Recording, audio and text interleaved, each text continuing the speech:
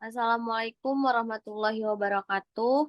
Kami dari kelompok 12, kami dari D3 Perpajakan, izin memperkenalkan diri. Nama saya Rizka Rahmadani dengan NPM 2301051033. Nama saya Rahma Ahyar dengan NPM 2351051015. Perkenalkan, nama saya Atira Salsabila dengan NPM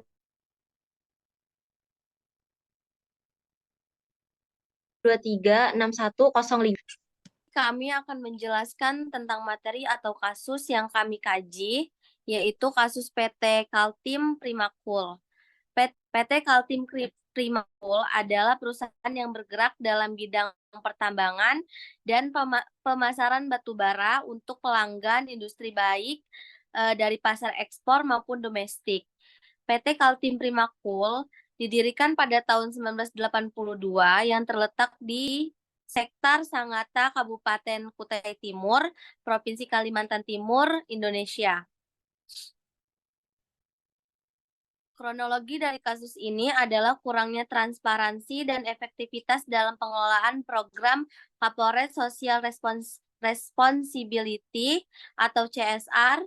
Nah, meskipun si PT Kaltim Primakul ini memiliki operasi yang besar dan pendapatan yang lumayan tinggi, tetapi masyarakat dan pemerintah daerah sekitarnya itu belum mendapatkan manfaat yang dijanjikan dari program PT tersebut. Yang dikarenakan dana dari CSR yang dijanjikan itu tidak sepenuhnya tersalurkan dengan efektif dan ada kekhawatiran akan kurangnya transparansi dalam pengelolaannya. PT Kaltim Prima Koal atau KPC, perusahaan tambang batubara milik Grup Bakri, diduga terlibat dalam tindak pidana pajak pada tahun 2007.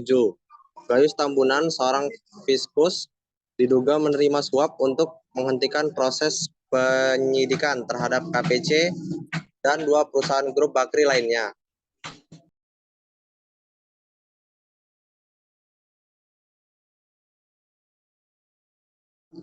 Sanksi dan denda. Gayus dijatuhi vonis 6 tahun penjara dan denda 1 miliar rupiah. Perusahaan-perusahaan Bakri menghadapi potensi denda berat sesuai dengan Undang-Undang Perpajakan.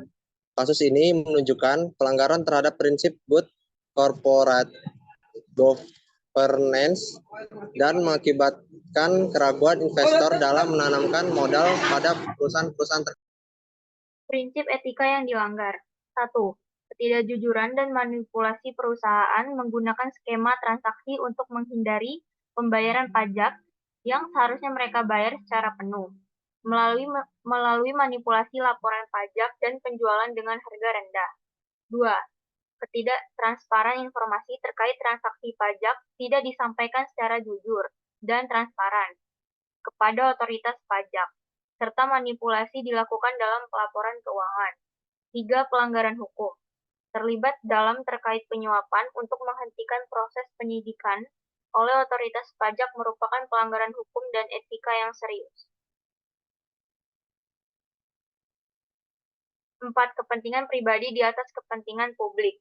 Tindakan suap yang dilakukan oleh Gayus Tambunan menunjukkan bahwa kepentingan pribadi mengguli integritas dan keadilan dalam sistem perpajakan. 5. Pelanggaran good corporate governance. Perusahaan gagal menerapkan prinsip-prinsip good corporate governance seperti keterbukaan, akuntabilitas, dan tanggung jawab kepada semua pemangku kepentingan.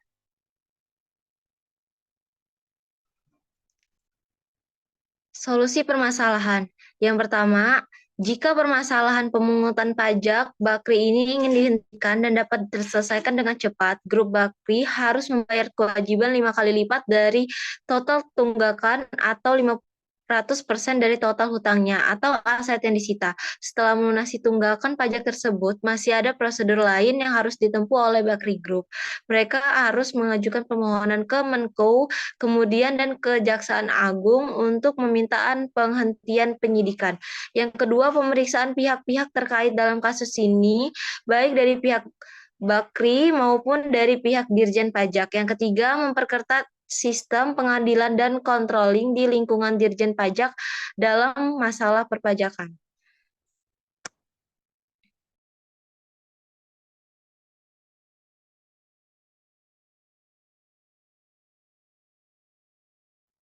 Cukup sekian presentasi dari kelompok kami.